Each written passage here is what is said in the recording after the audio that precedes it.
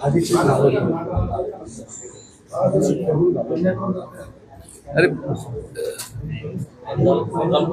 मी यायच्या आधीपासून लावलेलं होतं ना, म्हणजे हे लाईट बंद कर तुझा.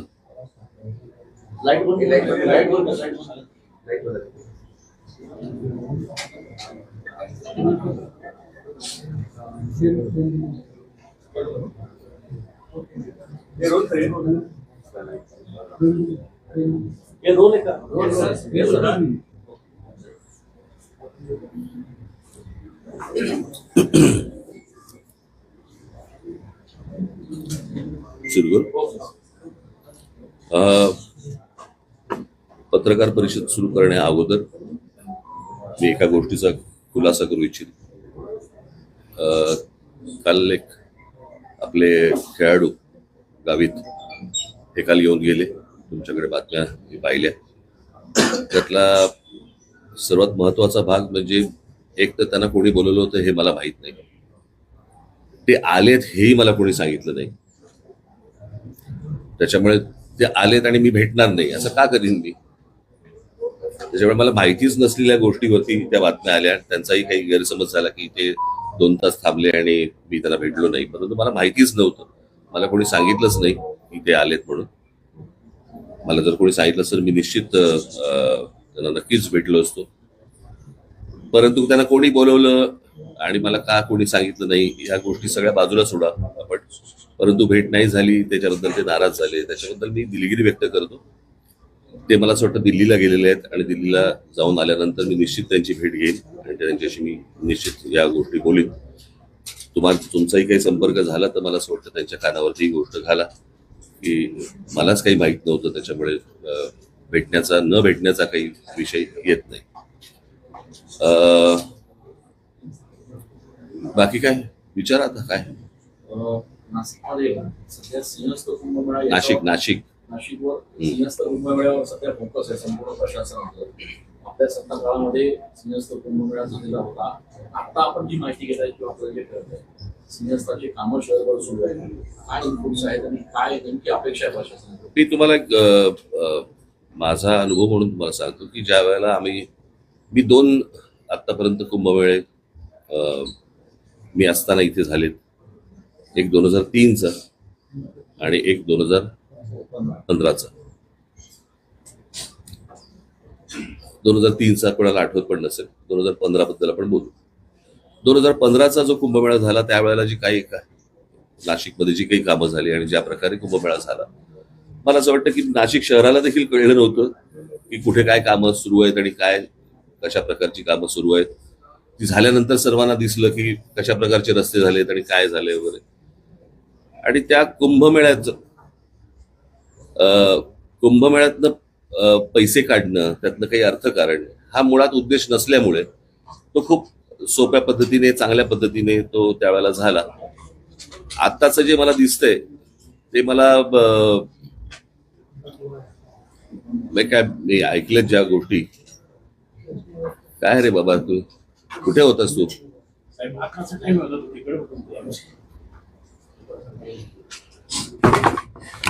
सर आता राहू दे बस. आता मी तुमच्याच माध्यमातून ज्या गोष्टी तुमच्या कानावरती येतात, संपूर्ण शहरामध्ये खड्डे पडलेले आहेत, काही गाड्या ट्रक बिग सगळे खड्ड्यामध्ये गेलेले आहेत, माणसं गेली आहेत त्याच्यामध्ये खास करून. परंतु या प्रशासनाला काही नाही, डिम्म येतं ना. माणसं गेल्याचं यांना कुठचे काही सोयसूतक नाहीये आणि बस आपली त्या सगळ्या भागातनं म्हणजे त्या सगळ्या कामातनं कमिशन कशी मिळतील हाच फक्त एक सगळ्यात महत्वाचा भाग आहे. या कुंभमेळ्यासाठी मला कळले त्याप्रमाणे सगळे काही अनेक कॉन्ट्रॅक्टर्स हे गुजरात मधले आहेत. म्हणजे महाराष्ट्रामध्ये कॉन्ट्रॅक्टर जन्मालाच नाही आले असा भाग आहे. आणि वरून जे आदेश येतील त्याप्रमाणेच फक्त हे कुंभमेळे करायचे आणि महाराष्ट्रामधल्या एकूणच सगळ्या गोष्टी ह्या वरतून जे आदेश येतील त्याप्रमाणेच जर समजा हाताळायचे असतील तर त्यांना लख लाभो. दुर्दैव आहे, मला वाईट या गोष्टीचं वाटतं. इतकं सुंदर त्यावेळेला आम्ही नाशिक केलं होतं, त्याची सगळी दुर्दशा बघून वाईट वाटतं. म्हणजे ते बोटॅनिकल गार्डन असेल किंवा माननीय बाळासाहेबांच्या नावाने केलेलं म्युझियम असेल किंवा अनेक गोष्टी ज्या त्यावेळेला केल्या होत्या, त्या सगळ्या गोष्टींची बस दुसऱ्याने केलंय म्हणून त्याची वाट लावायची. मला काल का परवाच मी हा प्रश्न विचारला की त्या स्मार्ट सिटीज काय झालं, त्या स्मार्ट सिटीचं कुठे गेलं? त्या स्मार्ट सिटी कुठच्याही देशातल्या कुठच्याही शहरामध्ये तुम्हाला काहीही दिसत नाहीये. सगळी शहरं बर्बाद होताना दिसत आहेत.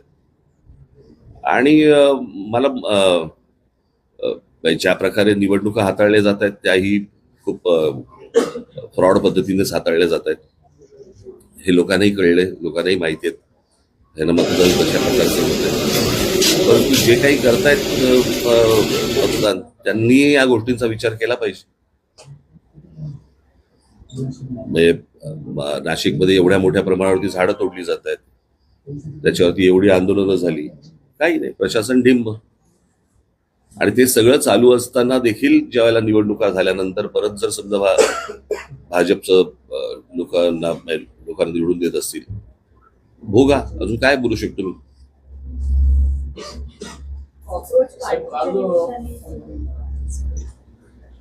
हा बोला. पार्टीच्या निमित्ताने जे देशभर दिसतंय वेगळा फोर्स दिसतोय तरुणांचा, त्याच्याकडे तुम्ही कसं बघता? नाही कसं आहे, आता ह्या सगळ्या गोष्टींमध्ये हे शिक्षणामधल्या ज्या गोष्टी आहेत, कसं आहे, हे बऱ्याच वर्षानंतर असं आंदोलन आहे या सगळ्या गोष्टींकडे. काय प्रत्येक आई वडिलांचा मुलगा हा काही नीट परीक्षेला बसला नव्हता. तिथे आलेले सगळेच विद्यार्थी हे काही नीटचे विद्यार्थी नव्हते. पण जे विद्यार्थी, जे तरुण तिकडे जे आले होते, तो त्यांच्यामधला जो राग आहे तो मला असं वाटतं सगळा सभोवतालचा सगळा राग तिकडे बाहेर आला आहे. आणि तो ह्याच्या पुढे अजून जोरात जास्ती मोठ्या पद्धतीने बाहेर येईल. म्हणजे जंतर मंतरवरती झालेलं आंदोलन ही सुरुवात आहे. कळलं का? ते आता आंदोलन शांत आहे किंवा, परंतु राग, सरकारबद्दलचा राग ज्या वेळेला अशा प्रकारे बाहेर येतो, कारण हे आंदोलन घराघरात शिरलं. ज्या वेळेला त्या तरुणांना, ज्या विद्यार्थ्यांना मारलं, बरं का, आणि प्रत्येक आई वडिलांना असं वाटलं, प्रत्येक आजोबा आजींना असं वाटलं की बाबा माझ्या पोराला मारलं, हे का मारतायत मुलांना? खरं तर ते शांतपणे आंदोलन सगळं सुरू होतं. सरकारने या सगळ्या गोष्टींची सुरुवात केली. आणि मला एवढंच फक्त म्हणायचं, हे भाजपमधलंच अंतर्गत हे भांडण आहे आणि त्याच गोष्टी आता सगळ्या चव्हाट्यावरती येत आहेत. काल बैठक घेतली पदाधिकाऱ्यांची, एसआयआरच्या मुद्द्यावर पण चर्चा झाली. मी तुम्हाला आता तुम्ही आता हा प्रश्न विचारत, मी येतो त्याच्याकडे. शिक्षणाच्या बाबतीत मला काल अनेक विद्यार्थी मला काल येऊन भेटले. मला हाच नाशिक मधला पॅटर्न हा संपूर्ण महाराष्ट्रभर चालू असेल. प्रश्न असा आहे की दगडांवरचे ठसे घेऊन त्यांचं आधार कार्ड चेक करण्यापेक्षा मला असं वाटतं चंद्रकांत पाटलांनी या विद्यार्थ्यांकडे जास्ती लक्ष दिलं पाहिजे. मला ही गोष्टच नाही समजली की 10वी पास झाल्यावरती पहिल्यांदा क्लासमध्ये ऍडमिशन घ्यायची आणि क्लासमध्ये ऍडमिशन घेतल्यानंतर क्लास सांगणार की कोणत्या कॉलेजमध्ये ऍडमिशन घ्यायची. आज ते विद्यार्थी कॉलेजला न जाता 8-8 तास त्या क्लासमध्ये जाऊन बसतायत आणि तिकडे शिकतायत. मग कॉलेज काय करतंय? कोचिंग क्लासेसवरती निर्बंध आणायचा आपला मसुदा गेले 24 वर्षापासून पेंडिंग आहे, तयार आहे. मात्र नाही, कोचिंग क्लासेस बंदच. ह्या सगळ्या कोचिंग क्लासेस सगळेच काय वाईट असतात अशाला भाग नाहीये. परंतु आता जे काही धंदा म्हणून जे आलेले आहेत, आता नीटचा पेपर देखील यांच्याचकडनं फुटला ना, याच कोचिंग क्लासवाल्यांकडनंच फुटला ना. आतापर्यंत जेवढे पेपर फुटले या कोचिंग क्लासवाल्यांकडनंच फुटले ना. मग प्रश्न असा आहे की ते निलकणी आणून तिथे आता काहीतरी त्या निलकणींना आणलंय वरती, त्यांनी मला असं वाटतं या क्लासेसवरती पहिल्यांदा लक्ष दिलं पाहिजे.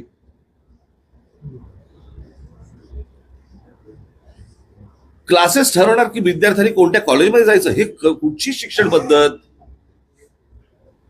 चंद्रकांत पाटलांनी याच्यामध्ये लक्ष घातलं पाहिजे, मुख्यमंत्र्यांनी याच्यामध्ये लक्ष घातलं पाहिजे. विद्यार्थ्यांचे हाल होत आहेत. कॉलेजमधली फी किती? 20,000 रुपये आणि क्लासमधली फी किती? 1,40,000 रुपये. म्हणजे क्लासेस आणि कॉलेज यांच्या संगनमतानेच ह्या सगळ्या गोष्टी होत आहेत. क्लासेसवाले कॉलेजवाल्यांना पैसे पुरवत असणार. क्लासमध्ये 8-8 तास गेल्यानंतर कॉलेजमध्ये अटेंडन्स कसा लागतो? या अशा प्रकारची भिकार परिस्थिती शिक्षणाची असताना त्याच्यानंतर तुम्ही म्हणायचं की विद्यार्थ्यांनी चिडायचं नाही, तरुणांनी चिडायचं नाही, म्हणजे काय? काल मला काही विद्यार्थी मला इतकं वाईट वाटलं. मला त्यांनी विचारलं, साहेब परत नीटचा पेपर नाही ना फुटणार? एवढी आज तिथे एक मुलगा, मला मी त्या मुलाचं नाव काल त्याचे घरचे येऊन गेले, ज्याने आत्महत्या केली, यश गोसावी. त्या मुलाने आत्महत्या केली. ज्या 21 विद्यार्थ्यांची नावं आहेत आत्महत्या केलेल्या ह्याच्यामध्ये, त्याच्यामध्ये त्या यशचं नाव नाहीये. नाशिक मधला मुलगा आहे तो.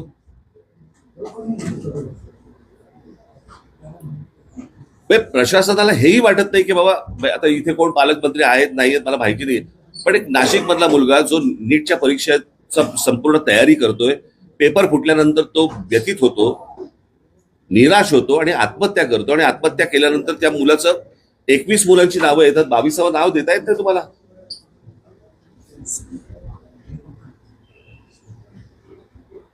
हे कोणतं सरकार चालू आहे आणि काय प्रकार चालू आहे मला समजलंच नाही. मला मी तुम्हाला एक गोष्ट वाचून दाखवतो, तुम्ही ती सर्वांनी नीट ऐका. आता बस, आता शांत.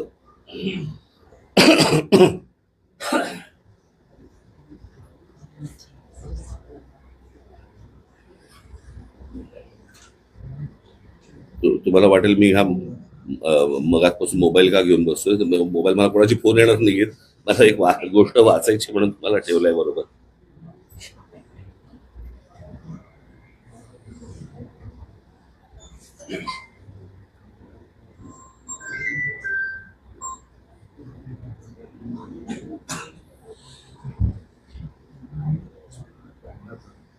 हा, ते तुला पाठवलं होतं काय?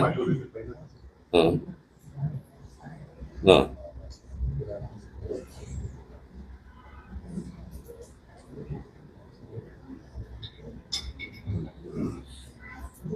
हा एक लेख आलाय, मी तुम्हाला मुद्दा म्हणून वाचून दाखवतो. तुम्ही गप्प बसा रे आता. एक तर उशिरा येऊन कॅमेरा लावू नका तुम्ही. बाकीच्यांकडनं आउटपुट घ्या नंतर.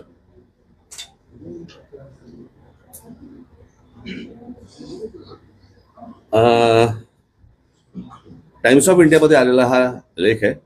मी मुद्दा म्हणून तुम्हाला वाचून दाखवतोय. हा पल्लवी अय्यर या पत्रकारांनी हा लेख लिहिलेला आहे त्याच्यामध्ये. आणि त्यांनी चीन आणि भारत अशी एक कंपॅरिझन त्यांनी केलेली आहे. त्याचा मी तुम्हाला फक्त अर्क सांगतो त्या सगळ्या याच्यामध्ये. आपली आणि चीनची तुलना खरं तर करू नये. मोठी लोकसंख्या ही एक गोष्ट सोडली तर खूप फरक आहे. आपल्यात मुख्यतः तिथे लोकशाही नाही आणि आपल्याकडे ती आहे. तिथली राज्य व्यवस्था वेगळी आणि आपली वेगळी. परंतु तिथे शाळा झाल्यानंतर, 10वी झाल्यानंतर, शाळा झाल्यानंतर चीनमध्ये सगळी मुलं एक परीक्षा देतात. सगळी. त्या परीक्षेला गावकाव असं नाव आहे. गावकाव. मागे आवाज बंद करा रे तुम्ही, नाही तर निघून जायला सांगता ना. एक तर ते पत्रकार नाही आहेत. भारतामध्ये नीटची परीक्षा 22,70,000 मुलांनी दिली. तर यावर्षी चीनमध्ये गावकाव नावाची परीक्षा दिली साधारण 1,33,50,000 मुलांनी. भारताच्या 6 पट. त्यात त्यांनी जे केलं ते आजच्या टाइम्स ऑफ इंडियामध्ये पल्लवी अय्यर यांनी दिलंय. त्याच्यात त्यांनी मुद्दे दिलेत. 6 मुद्दे महत्वाचे आहेत. प्रश्न हे जे प्रश्न आहेत त्याचे प्रश्न पत्रिका, प्रश्न एकाच ठिकाणी तयार केले, परंतु परीक्षा घेण्याची जबाबदारी प्रांतांवरती सोपवली. सर्वात महत्वाचा मुद्दा. हे आपल्याकडे जे काही केंद्रीय पद्धतीने जे चालू आहे, एका ठिकाणी पेपर त्यांनी केले आणि राज्यांना सांगितलं की तुम्ही कंडक्ट करा म्हणून. परीक्षा पेपर्स एखाद्या टॉप सिक्रेट प्रमाणे गुप्त ठेवले गेले. पेपर्स ने-आण करत असलेल्या वाहनांवरती GPS द्वारे लक्ष ठेवले गेले. त्यांना पोलीस संरक्षण होतं. हाय सिक्युरिटी प्रेसमध्ये जिथे नोटा छापतात तसे पेपर्स छापले गेले. तितकीच सुरक्षा होती जिथे तिथला कचरा आणि ड्रेनेज व्यवस्थेवरतीही लक्ष होते. त्याच्यातनं कोणी बाहेर काढू देत पेपर वगैरे.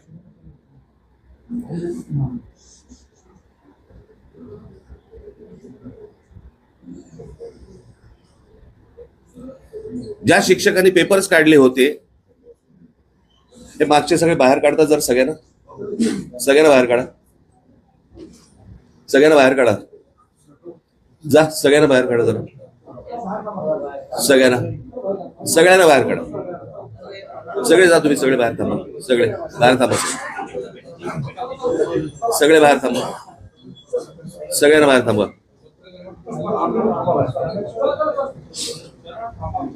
सगळ्यांना बाहेर थांबा, जा तुम्ही सगळे बाहेर थांबा, सगळे बाहेर थांबा, तुम्ही सगळ्यांना बाहेर थांबा, सगळ्यांना बाहेर थांबा, तुम्ही बाहेर जा सगळे.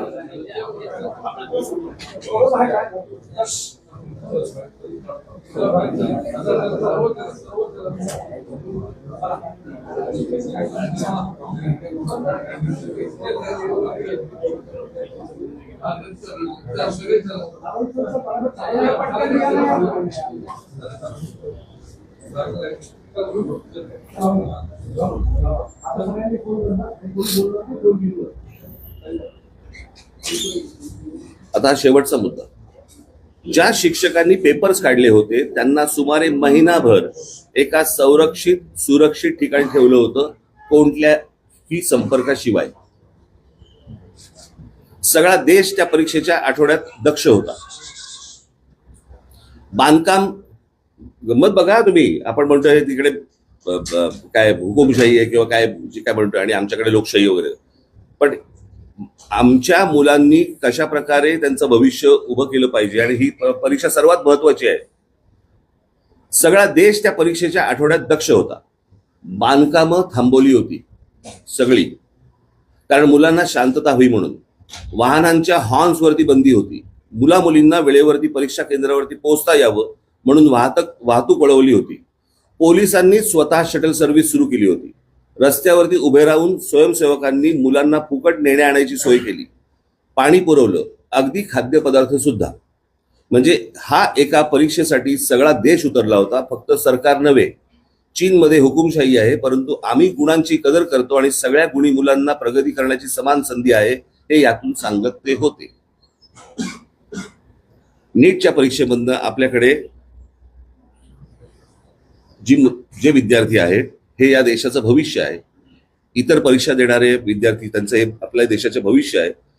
त्या मुलांकडे कोणताच लक्ष नाही. दरवर्षी पेपर फुटतायत.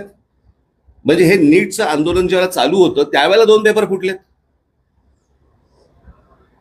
म्हणजे या शिक्षण पद्धतीवरती जर समजा कोणाचंही लक्ष केंद्रित नसेल, कोणी त्या गोष्टीला गांभीर्याने घेत नसेल, आणि त्याच्यानंतर तुम्ही म्हणाल मुलांनी चिडायचं नाही, मुलींनी चिडायचं नाही, तरुणांनी रागवायचं नाही, शिव्या द्यायच्या नाहीत. मग शिव्या द्यायचा अधिकार फक्त काय भाजपला आहे? लोकांच्या आया बहिणी काढण्याचा फक्त अधिकार भाजपला आहे? जर रास्त मागण्या करून पण जर समजा हे लक्ष देत नसतील, दुर्लक्ष करत असतील, काय करायचं लोकांनी? आणि म्हणून मी म्हटलं ना, ही सुरुवात आहे. नीट ही सुरुवात आहे. आता पुढे बघा काय काय गोष्टी होतील त्या. साहेब, एमपीएससीच्या दृष्टीने सुद्धा असंच झालं. ऑनलाईन की ऑफलाईन याच्या गोंधळातच अजूनही अडकलेले आहेत. असं धोरण त्यांचं ठरत नाहीये. मोठा एक मिनिट जर थांबे. कोण आहे रे हे मोबाईल वरती? ते अजून बाहेर नाही गेले का? अरे बाहेर थांबव ना सगळ्यांना. काय इथे त्यांचं काय काम आहे?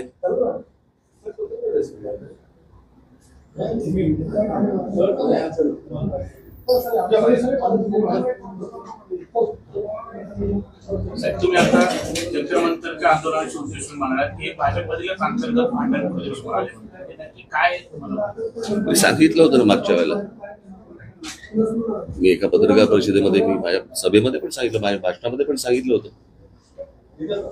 हे प्रत्येकाच्या महत्वाकांक्षा मोठ्या झालेल्या आहेत. आम्हाला पंतप्रधान व्हायचंय, मला पंतप्रधान व्हायचंय. त्याच्यामुळे त्या दिवशी मी जे सांगितलं ना, की ज्या वेळेला तुम्ही समोरचे शत्रू ज्या वेळेला संपवतात त्यावेळेला शत्रू तुमच्यामध्ये निर्माण होतात, आणि ते जगाचा इतिहास आहे हा. ती प्रोसेस भाजपमध्ये सुरू झालेली आहे ऑलरेडी. आता ती थांबू नाही शकत.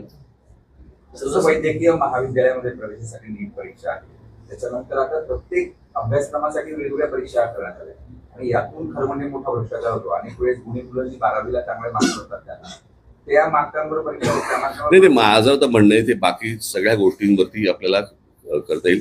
पहिल्यांदा कॉलेजची भूमिका काय, आणि हे जे धंदेवाईक जे क्लासेस जे निर्माण झालेले आहेत ह्यांची हे हटणार की नाही हटणार? मला असं वाटतं सरकारचा कस पहिला इथे लागला पाहिजे.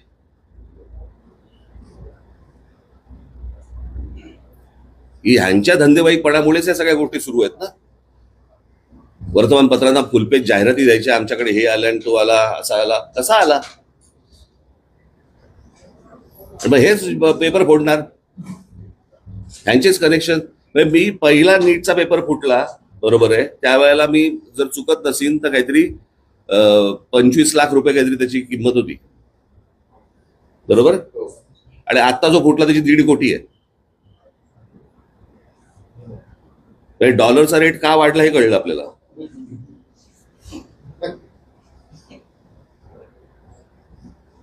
आणि हे सगळ्या गोष्टी बाहेर येत आहेत, सगळ्या गोष्टी सगळ्यांना माहिती आहेत आणि कोणी कंट्रोल करत नाहीये. म्हणजे काय, सरकारमधले कोणी अडकलेत का त्याच्यामध्ये? लोक आहेत का कोणी ज्यांचा धंदा त्याच्यावरती अवलंबून आहे?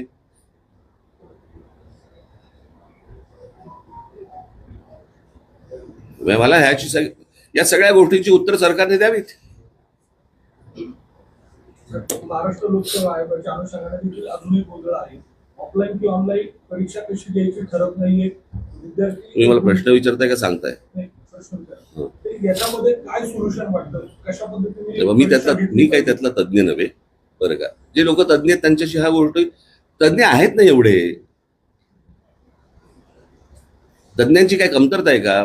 परंतु प्रश्न असा आहे ना सरकारचा की सगळं आम्हालाच कळतं. यातनं ज्या दिवशी सरकार बाहेर येईल आणि ज्या दिवशी तज्ज्ञांशी ज्याला चर्चा करून त्याच्यातनं काहीतरी सोल्युशन येईल तेव्हाच होईल ना, त्याशिवाय कसं होईल? आता ते नीलकंठीने आणले तर मला माहित नाही ते काय करणार आहेत. काल मोहन भागवतांनी पण तरुणांशी संवाद साधला. एका बाजूला उशीर झाला. साहेब, त्यांनी जैन सोबत संवाद साधला मोहन भागवत आणि ते म्हटलं की डोळे दाखवून उशीर झाला. महाराष्ट्रात सुद्धा पेपर फुटे असेल किंवा चालक रायडिंग असेल, याच्या विरोधात आज विद्यार्थ्यांचे आंदोलन नाशिकमध्ये सुद्धा आहे. तर याबाबत आणि त्यांनी दादा भोसेंचं राजीनामा मागितलं. महाराष्ट्र मला असं वाटतं मी आता एवढं सगळं बोलल्यानंतर हा काय प्रश्न आला? शिक्षण व्यवस्थेमध्येच जो गोंधळ आहे तो सुधारला पाहिजे ना. आज नाशिकमध्ये सुरू आहे, उद्या अजून ठिकाणी, दुसऱ्या ठिकाणी. प्रश्न असा आहे की हे काय म्हणतायत ती मुलं, हे आपण समजून घेणार आहोत का? त्यांना, त्यांच्या आई वडिलांना काय प्रकारचा त्रास होतोय, मानसिक होतोय, आर्थिक होतोय, सर्वच बाजूनी होतोय, तो आपण समजून घेणार आहोत का?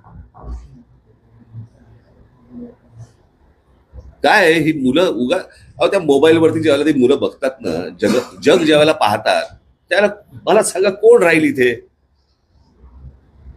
मी परवा दिवशीचा आकडा वाचून दाखवला ना, किती मुलं गेली बाहेर. 5 लाख कोटीच्या वरती आपल्या देशामधले पालक हे 5 लाख कोटी मुलांना शिक्षणासाठी बाहेर पाठवत आहेत. म्हणजे 5 लाख कोटी देशाच्या बाहेर गेले पैसे. 5 लाख कोटी कशाला म्हणतात? या विद्यार्थ्यांचं काय घेऊ, म्हणजे त्याचं काय? इथे सरकारमधले असलेल्या मंत्र्यांची मुलं बाहेर शिकतायत. ज्यांचा आता राजीनामा घेतला, कोणते धर्मेंद्र प्रधान, त्यांची मुलगी बाहेर परदेशात शिकतेय. धर्मेंद्र प्रधानांच्या मुलीचा जर देशाच्या शिक्षण व्यवस्थेवरती विश्वास नसेल, बाकीच्या मुलांचं काय घेऊन बसलो आपण? आम्ही देशाच्या पंतप्रधानांबरोबर आहोत असं सांगणारे आता होर्डिंग लावले जाते. आता काही इथे भाजप देशभरात ते कॅम्पेनिंग राबवलं जाते. प्रश्न असा आहे, होर्डिंगमुळे कोणी बरोबर येत नाही हो. ते सगळा जुना माल बाहेर काढतात. आता काय होणार नाही. जे बूम से गई वो हौस से नहीं आती. साहेब, काँग्रेसने सुनेत्रा मुख्यमंत्र्यांवर गुंडे असं आरोप केला. मला साहेब, चला, कालच्या बैठकीमध्ये आपण एसआयआरच्या मुद्द्यावर पण मार्गदर्शन केलं. एकूण जे एसआयआरची कार्यप्रणाली चालू आहे देशामध्ये काय? मला अनेक ठिकाणी मला एसआयआरचे जे अधिकारी आहेत त्यांच्याबरोबर भारतीय जनता पक्षाची लोक फिरत आहेत. का फिरत आहेत? घराघरामध्ये त्यांची लोक का जात आहेत?